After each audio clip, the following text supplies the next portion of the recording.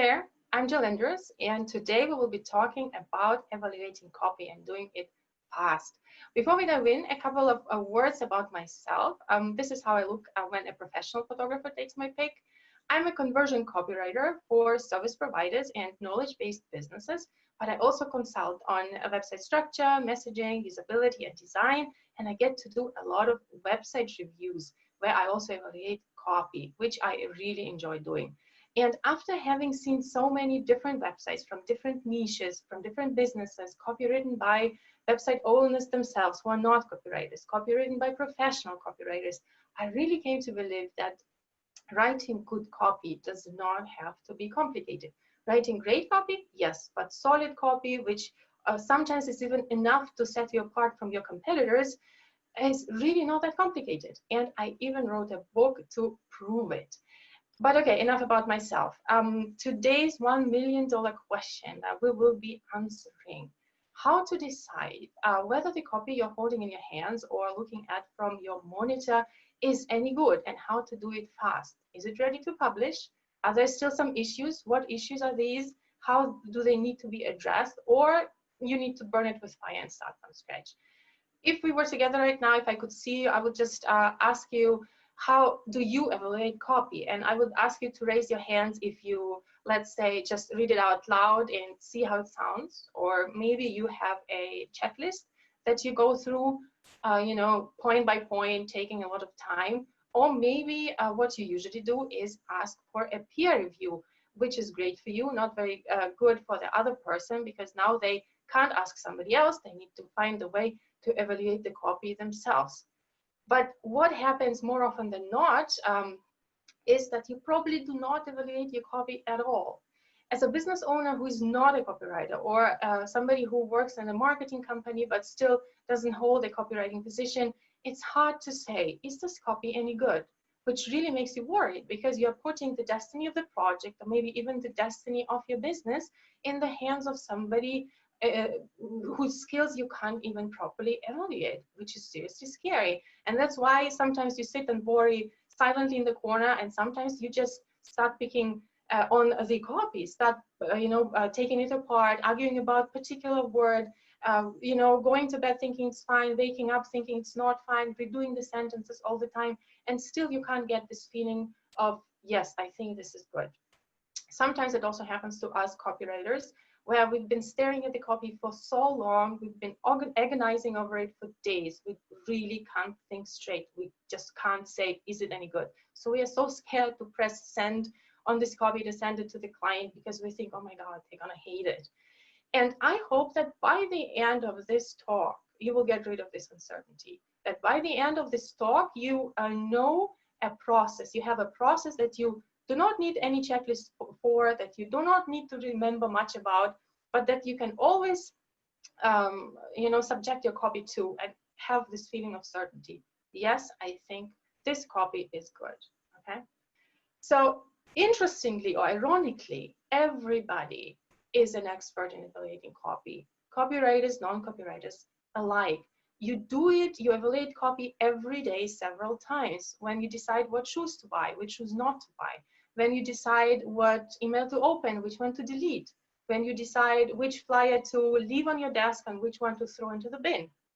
But the thing is, you're doing it unconsciously, right? You don't think about it. You don't think that you evaluate copy. And the problems start once you need to do it consciously. Once you're presented with a sheet of paper and the project's destiny depends on that, and you're like, man, I cannot use my initial reactions and feelings the way I use it when I evaluate the copy unconsciously while doing that, because it's a serious business. Somebody asked me to evaluate copy. I cannot just, do it based on initial reactions. I need logic, I need checklists, and this is where you get overwhelmed. And the thing is, this checklist, this logical approach, this, checking off boxes is not how your prospects evaluate copy. So the more natural process would be if you can come up with something that is more closer to what your prospects actually do with your copy, and how do they decide whether they want to delete your email or read it, whether they would like to do what you're asking them to do. They do not think, oh, this sentence is too wordy and self-centered. I wish it was more succinct and customer-centered. And this is why I'm not going to register for your course. Your prospects don't think like that. Well, unless they're copywriters. Copywriters sometimes do think like this. But usual prospect, right? They think, I don't care about this. What do you mean by this? So what? Oh, really? So it means they evaluate the copy based on their feelings, whether they feel bored, whether they feel irritated, frustrated. It doesn't necessarily mean that you use some emotional word that creates this emotion. These all reactions come from you and your content, the information as such, the facts, or of course, the tone does not match their needs, right? So, and of course, some reaction is triggered. Sure, you can reverse engineer it and say, okay, let's take this, okay, what makes prospects bored, what makes them irritated? We reverse engineer it, you could put it into some checklist and you will come up with at least 19 items. It's not even a complete list. I just put things that were on top of my head.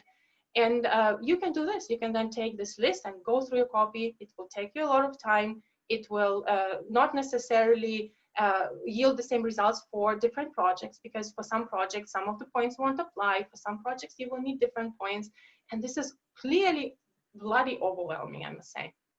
Or the process I suggest, and the process I use during my own copy evaluation, is something more natural, something that is closer to how your prospects evaluate copy. And it has 3 steps, 2 of which are just the preparation for the main one at the end. We need to know who our audience is. Obviously, we can't write copy, we can't evaluate copy without knowing this. We need to understand how they engage with copy. This is something that is always the same. I will just tell you how your prospects usually engage with copy. So you will just listen to this once, internalize it, and you will just know it. You won't need to repeat it again and again during this process. But the 3rd step is the most important.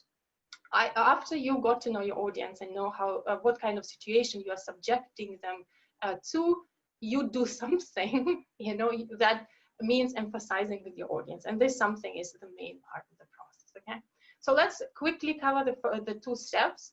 I'm not gonna get into details about defining your audience. I'll just trust you that you know that you have to do it and that you have your ways to do it.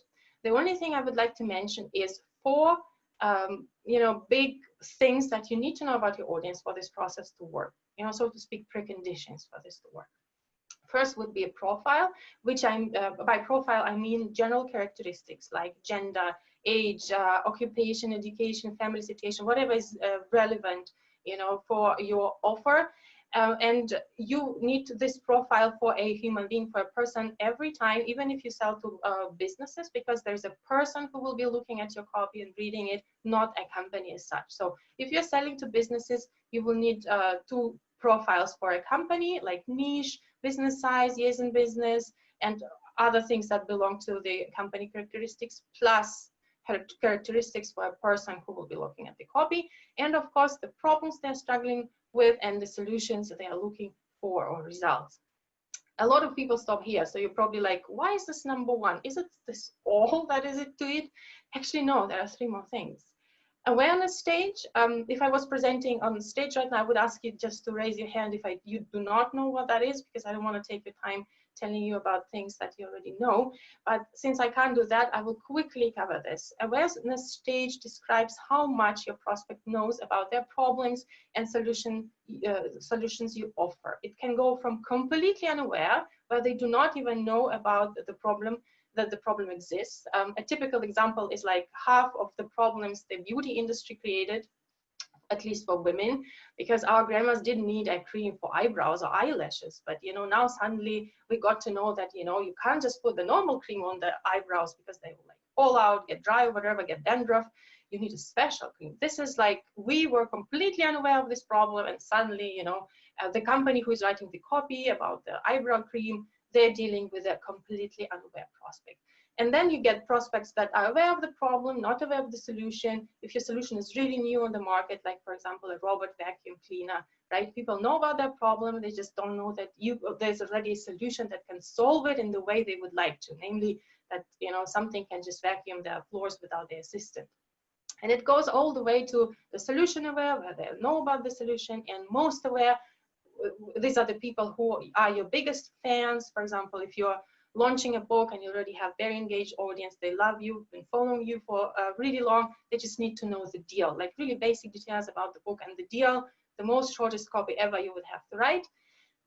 So the awareness stage, why you need to know this will influence what arguments you will be making in the copy and how long it will be.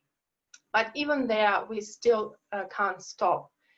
What I see being missed are the two next points that you really need to know about your audience, namely the criteria they use to make a decision, what's important for them when they are thinking about buying a product like yours or hiring an agency like yours, paying for services like yours. What are they looking at? What are the important criteria? Is it physical location? Is it price? Is it your years in business? What is this? You need to know this.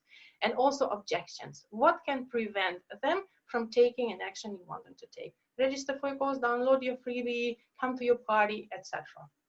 Just four things. Just okay, I say just because that's actually a lot of things when you start digging into it. Is profile with basic characteristics, awareness stage, criteria to make a decision, and objections. And together it spells PACO, which doesn't make any sense at all. I also first thought that, but I always wanted to create an acronym that people want to remember, that is fun. PACO really doesn't cut it. So I thought at first, but then I remembered that there is a guy called Paco Rabanne, who is a Spanish designer and pretty famous one. And I would like to use him today to stand for knowing your audience and to remind you that you need to know your audience and to use him every time in a process where we need to pull some insights about your audience. And also the way he looks at you, it really makes you sweat a bit. So you're like, yes, sir, I'm gonna know my audience, right? Okay, about the first step, knowing your audience. The second step I promised to talk to you about is how your audience interacts with copy. And I don't mean, okay, how do they read when they get bored? I also mean physical reading. What happens from the moment they look at the copy, and what kind of make or break points are there in this interaction with your copy that will decide the fate of your project or your offer. So at first, the very first moment when they encounter your copy, is it a flyer, web page, whatever, very first thought is, what is this? What's this about? Is it relevant to me? So immediate relevancy. They may decide that they don't care about, that they don't understand what that is. Maybe they even would care about it, but they just don't understand. The copy is structured in a way that it's completely unscannable, or I don't know, it's not clear what that is. They're like, okay, whatever. Close the browser, throw away the flyer, right? But if they realize, okay, this is something that may interest me, they start reading, but they constantly ask themselves, is it still worth my time? Is it still worth my time? So you need to keep in mind that at any given point, regardless whether they read till the end, where they read an important information piece, they can jump off any time, the moment they decide it's not worth their time anymore. But imagine you did a good job, they read a lot, and they read till the point where they have call to action, and they're like, oh, okay, so these guys want me to do something. And then they decide, do I want to do this? They, of course, can say no. Sometimes it's not your fault. Sometimes there is some kind of a deal breaker criteria. The time of the party doesn't suit them. This is really too much money for their budget, whatever. But sometimes it's, of course, also your fault.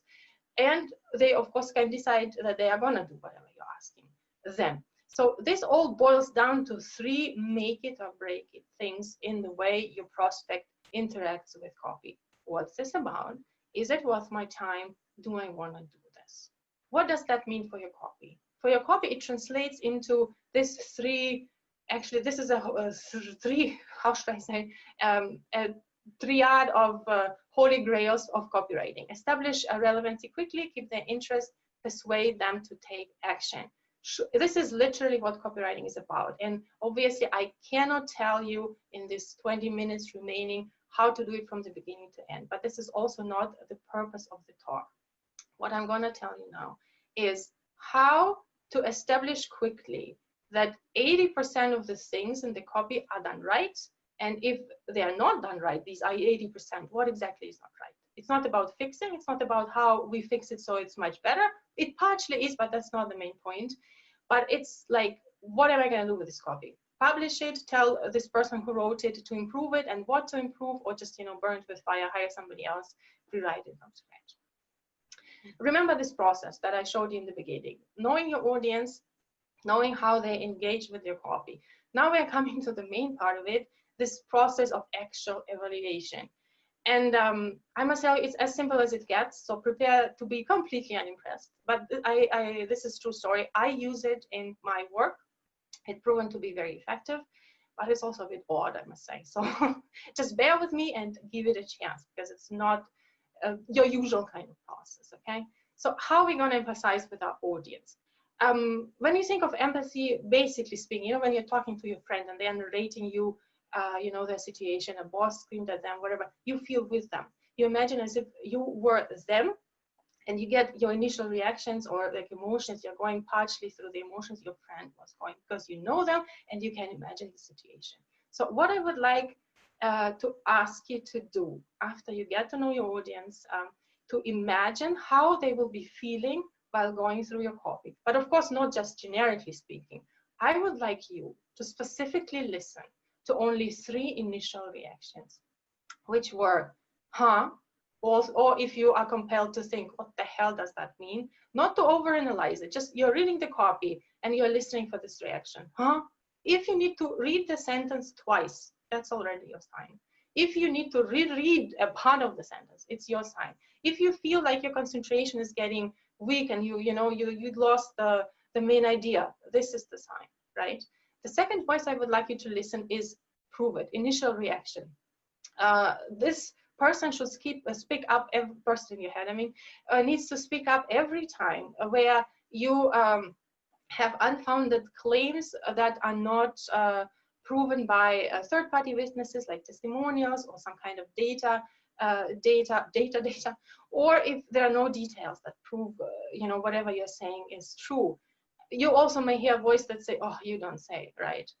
And the third voice I would like you to listen to is, how do I care? Or for example, so bloody what? This sounds a bit odd, as I said, because, you know, it doesn't involve any checklist, but it builds on our initial ability to understand how other people will react in a particular situation. And this is much faster, right?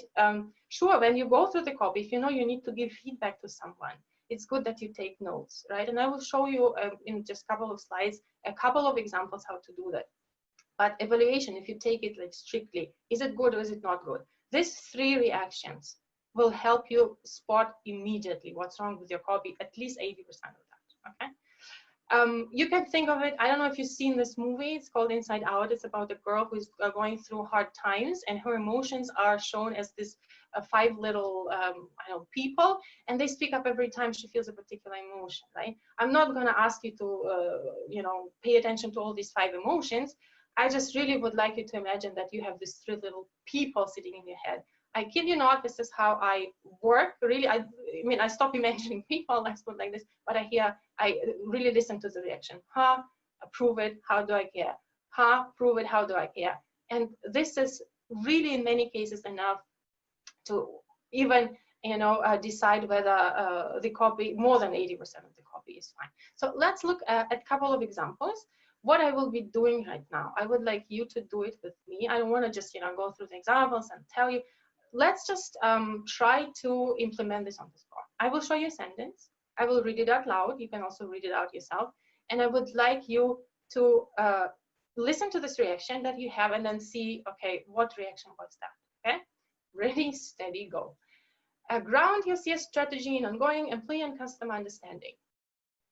What's your initial reaction? I can't imagine it being different than, huh? Even if you wrote this copy yourself, after a day you come back to it and you will be like, huh? What the hell does that mean, right? Next sentence. Imagine, this is important because you need to always imagine your audience, because one sentence can be non-confusing for one audience and very confusing for another. So we always need to keep in mind the audience. So I'm telling you the audience for the next example. You want to hire a marketing agency to run your Facebook ads. You come to their website and you see this sentence.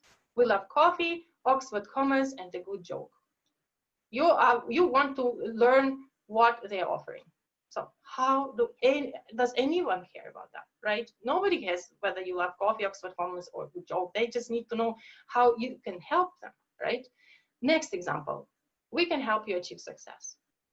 What is your feelings telling you? You must be hearing a voice, prove it. Okay, you're telling me you helped me achieve success, but I don't know you, I just met you, prove it. Sure, if the sentence is followed by specific proof, case studies, reference, data, whatever, you can then say, okay, calm down, Mr. Prove It. We prove it and we proved it, and this is fine. But very often, I see this is just a standalone sentence. We can help you achieve success. Hire us. Okay, so like, this is my unproven claim. Give me your money, right? This is not gonna work.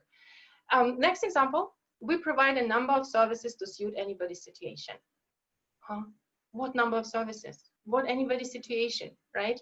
If you need to give feedback to a person or your colleague or your own copywriter, if you're a business owner, you just need to tell them, this is unclear, please specify, right? Or if you need to give a detailed feedback, it's like, please specify what kind of services, please specify the situation. So your first reaction, initial reaction, helps you evaluate, like put a stamp on it and saying, not good, right? And then once then you can start thinking, okay, why did I have this kind of reaction? Next example, which I see super often, our proven process consistently produce optimal financial results for businesses like yours. This is like a variation of this promise of success, and I often see it done with words like best in class, transformational, unique, cutting edge, evolutionary, revolutionary, right? The reaction of your prospects and your reaction when you're evaluating copy, if you're listening to these three voices, should be prove it, right? Well, prove it. And last but not least, also a super typical example. Our mission is to become a global authority in digital marketing through best practices and ongoing education. You're a prospect who wants to hire them to do particular things. So your reaction is, how do I care? As a business owner, you probably care. Your prospects don't. I understand if your CEO came and said, I want to see words about our mission on the website. Well, you can't do anything. You said, okay, then we will put words about our mission. But I just would like you to remember that your prospects do not care about that. Okay. Actually, this how do I care person does overtime for me, because often if I have website review schedules, a lot of them scheduled in a week, I really get a bit frustrated, I must say, because I really feel that all I do is screaming in my microphone, your prospects don't care about that. So maybe from all three voices, this one will be the most prominent in your case. You think it's all fun and games. It's like, ha ha ha, we all laughed about that. But actually, these three little voices help you pinpoint very specific drawbacks of your copy that we also had on that list that was telling us what to do. If we reverse it, it would tell you what not to do. Mr. Ha helps you spot jargon, vague copy, a natural language, wordy copy. And once you or your copywriter deal with that, the copy will become more clear, understanding will improve, it will become more specific and trustworthy. The same for its colleague, Mr. Prove It spots exaggerations and unfounded claims, and once you fix your issues, increase specificity and trust. And Mr. How Do I Care is really useful, spots irrelevant information, missing benefits, improves relevancy and value once you dealt with the issues. And if you remember this list that I showed you in the beginning, if you work together with Paco and this team of three, you can cross off many points of that list without actually going through them. Most of them fall under category, prove it, how do I care? It will call to action after after you read your copy till the end. And you're like, wait, so what am I supposed to do now? What, and then you will notice, okay, your copy doesn't have call to action. But as you can see, not every point got covered, which is was not the goal of this talk, but it's also not possible to do in a particular process unless you are a trained copywriter. I will talk about it in a minute, but before I do that, I would like to tell you a real life story that happened to me last Christmas, and I will show you how I applied this process in real life to something really small that actually had an effect that we wanted to have. So a friend of mine works in a retirement complex, and she runs events for them. She organizes the events. And they had new residents move in, and they were non-native speakers. So she was like, okay, I have this flyer about our upcoming Christmas party. Could you please translate it? And you can't just ask a copywriter to do a small task about your text. Once you give them the text, they are gonna go bazooka on this text, and they are gonna shred it and rewrite it, and in my case, even record you a 15-minute video about what you're doing wrong and how to do it better. So this is exactly what I did, but you really can't blame me, because when I saw this flyer, I really almost cried, and I was like, oh my God, no, please don't tell me this is what you've been using for years now. She also told me, just on the side, like complaining in the sense of, we are trying to get people to RSVP because we need to know who is coming to be able to plan better. But you know, we just don't get people to RSVP. And she was not asking me to do something about it, but just like saying that she's frustrated about that. But of course, I had to do something about it as well. So let's apply or start applying the process that I showed you on this flyer. Something really small, but this is also copy, because you're asking people to come to your party, you're asking them to RSVP. So you are trying to make them do something. So this is already copywriting. And we will start with Paco and talk about very quickly profile awareness criteria and objections. The people who will be reading this flyer are 70 plus. Most of them have weak eyesight, short attention span, and tend to forget things. Not everyone, but many of them do tend to act like that. They would be most aware, so we don't need to, you know, prove our trustworthiness or to write long page. They are waiting for this flyer. They know Christmas party is coming. They just need to know when it's gonna happen. And the criteria they use to make a decision is whether the day and time suits me, and whether my friends can come sometimes. That they may think, okay, I'm new here, I don't want to come alone. If I can't bring anybody, I'm not coming. Can happen. And objections that can prevent them from taking that action that we want them to take to RSVP, right, to leave their name at the office. What she said, she heard often saying, oh, I didn't know that I had to register, or I forgot. And once you're doing this, once you're going through objections, you need to also ask yourself, what does that mean for my copy? In this particular case, it means that you need to make it super clear from the very first glance on your copy that people must register, or you're asking them to register, right? And also to make all the timings and dates and this registration information about registration clear again on the first glance, because they are forgetful. So if they leave their flyer somewhere lying on the table, they should look at it in 1 second, remember that if they haven't registered, they need to register, right? So let's start reading this flyer and see what our 3 minions have to say. How, prove it, how do I care? This is what we're listening for. And somebody is we start reading the flyer. Oh, Christmas time. So it's like, okay, what is that about, right? Sure, they may not throw your flyer right away in the bin, and you're lucky here because they're most aware. They were waiting for your flyer. But if you were distributing this flyer somewhere on the street to people who don't know you, rest assured, many of them will be throwing it away. Okay, but you also need to make it clearer regardless if you have a most aware audience or least aware audience. Clarity should always be there. So here you already have a problem. And if you are making notes on how to improve it, you will make a note, heading not clear, make it clear what this is about. Okay, we continue reading. Okay, Christmas party takes place, blah, blah, blah. But then we remember, okay, these people actually, they have weak eyesight. Why is the font is so difficult to read? Why is this line is not very prominent?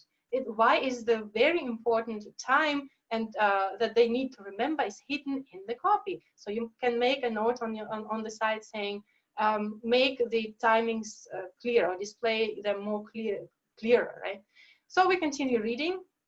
All read, okay, and then you say, okay, general information starts, we're reading, and we already read 3 paragraphs and still just some general information. So some of the people may be like, okay, I got it. I knew that there will be Christmas party. I just wanted to know the time.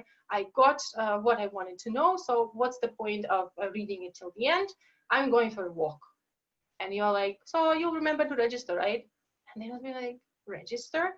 And you will be like, oh my God, these people, I can't believe it. What is happening? Oh, you know, and come complaints away. Which is fun fact, if your prospects, and by prospects I mean ideal audience who don't have any problems with your offer as such, if they don't do what you tell them to do, it's always your fault as a copywriter.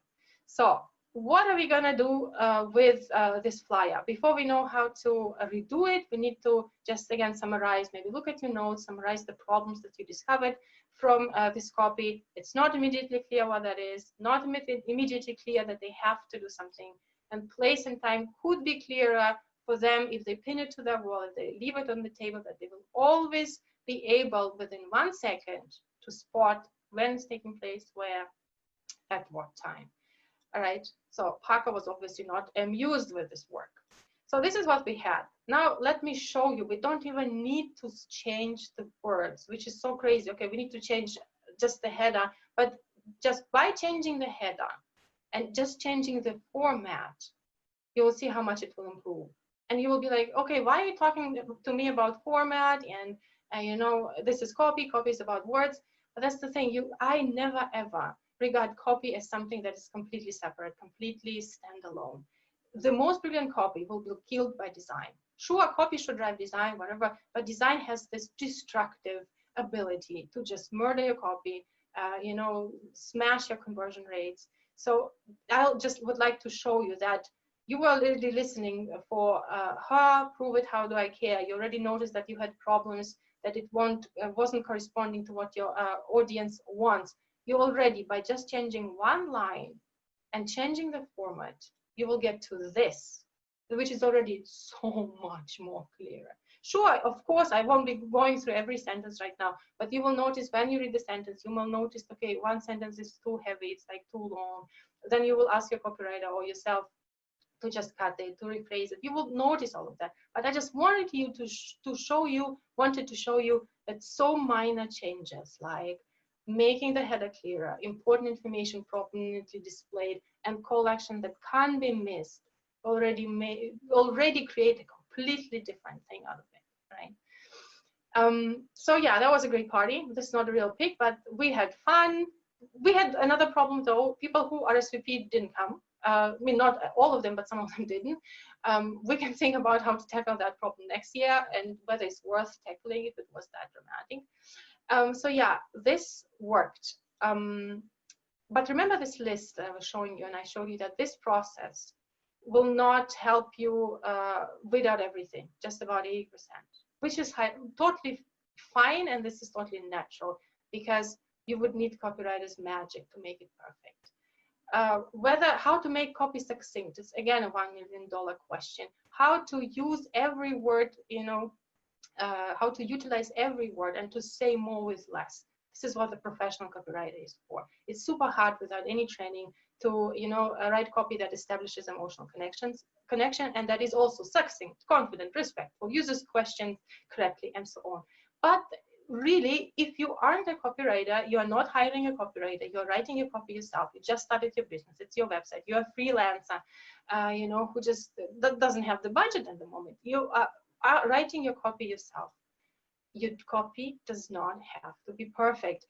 Take my word for this, because I've seen so many websites, so many niches where the average copy is so bad that good enough copy will be good enough for you at your stage of business development. It's really good enough if you subject your copy to this process, if you pinpoint the problems, and if you try to solve it yourself using your common sense, and then, you know, subjecting it to this process over and over again to weed out unclarities, mismatch in awareness stage, to see that you are covering all the objections, to see that your copy is trustworthy. If you do it just using your normal English skills, often it's good enough, right? Sure, if you want to build a multi-million-dollar company, or like achieve world domination, or be the best in your niche, of course you would need a copywriter.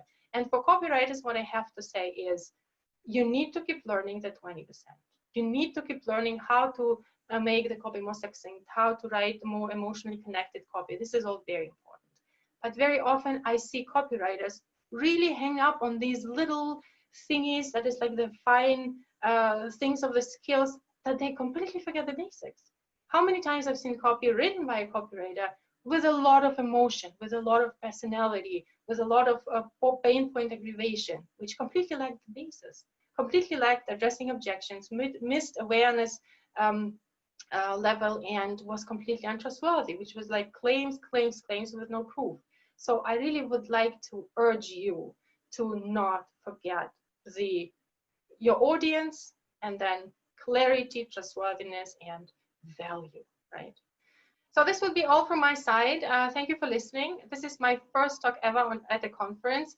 I was hoping to meet you all in person, but okay, the plague. I would really love to know what you think about it, even if you hate it. I really welcome constructive criticism, and I would love to hear from you. You can tweet at me at Stories with Jill, or just send me a message through my website.